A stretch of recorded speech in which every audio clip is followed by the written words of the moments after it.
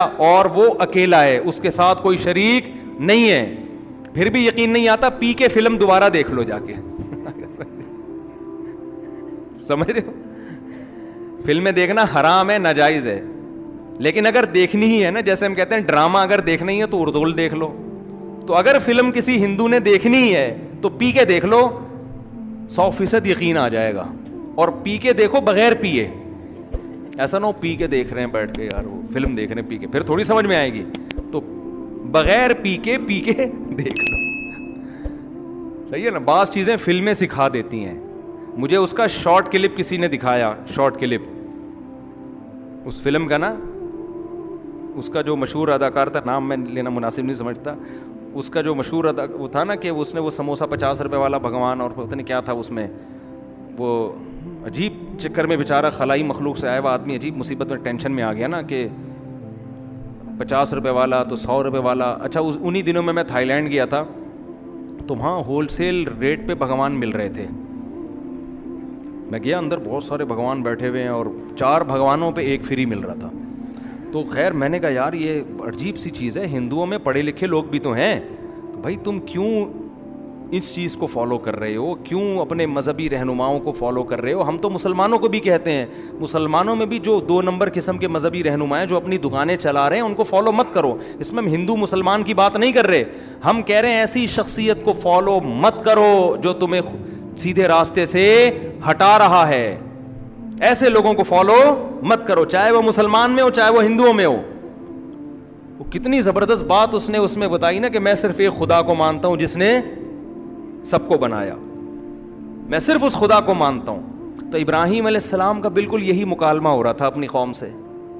وہ کیا کہہ رہے ہیں کہ یہ کیا تصویریں ہیں جن کے سامنے تم صبح و شام جھکے رہتے ہو. تو وہ قوم جواب میں کیا کہنے لگی, ہم اپنے باپ دادا کو ہم نے اسی پر پایا ہے. ابراہیم علیہ السلام اکیلے, پوری قوم ایک طرف.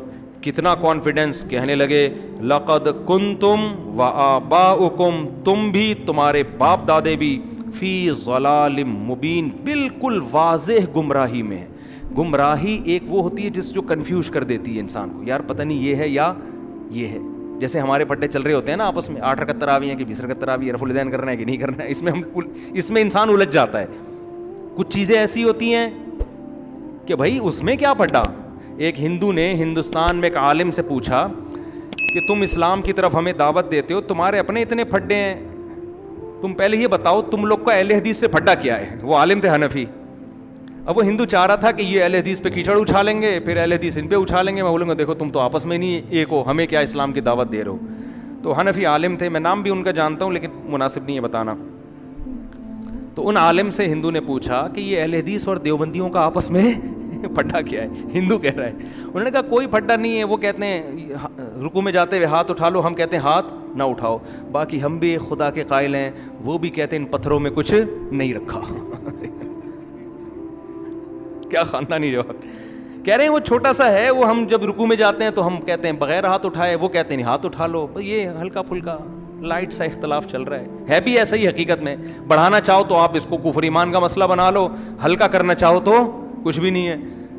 اور کہا باقی ایک چیز ہم میں کامن ہے, ہم بھی کہتے ہیں خدا صرف ایک ہے, اور وہ بھی کہتے ہیں یہ اتنے جو پتھر بنا کے رکھے ہوئے ہیں نا ان میں کچھ بھی نہیں رکھا. تو یہ ہے بڑی گمراہی سے تو بھائی ہم بھی بچے ہوئے ہیں, اہل حدیث بھی بچے ہوئے ہیں.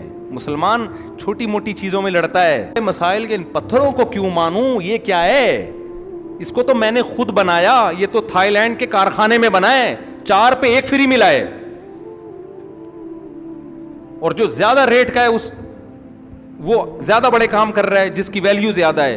تو ابراہیم علیہ السلام نے بھی کہا تم چھوٹی گمراہی میں نہیں, فی ضلال مبین, تم بہت بڑی گمراہی میں پڑے ہوئے ہو, ان پتھروں کو پوجتے ہو. قوم جواب میں کہنے لگی اجئتنا بالحق ام انت من اللاعبین. کیا انداز ہے اے ابراہیم, آپ سیریس ہیں یا مذاق کر رہے ہیں. یعنی ان کو یہ یقین ہی نہیں تھا کہ ایک نوجوان پوری قوم کے خلاف کھڑے ہو کر اتنے کانفیڈنس سے بات کرے گا کہ تم گمراہی میں ہو. لہذا ان کو پہلی مرتبہ میں تو یقین ہی نہیں آیا. انہوں نے کہا یہ آپ سیریس ہیں. کو میں ایک چٹکلا سناتا ہوں نا, ایک چھوڑو ابھی چٹکلا نہیں, پھر وہ پھر چٹکلوں میں سارا ٹائم نکل جاتا ہے کہ اے ابراہیم آپ سیریس ہیں یا آپ مذاق کر رہے ہیں. ابراہیم علیہ السلام نے کہا نا نا نا مذاق نہیں کر رہا, ربکم رب السماوات والارض, ایک خدا ہے جس نے آسمانوں اور زمین کو بنایا, وَأَنَا عَلَىٰ ذَلِكُم مِّنَ الشَّاهِدِينَ, اور میں اس پر گواہی دے رہا ہوں. گواہ کسے کہتے ہیں؟ جس نے اپنی آنکھوں سے دیکھا ہو.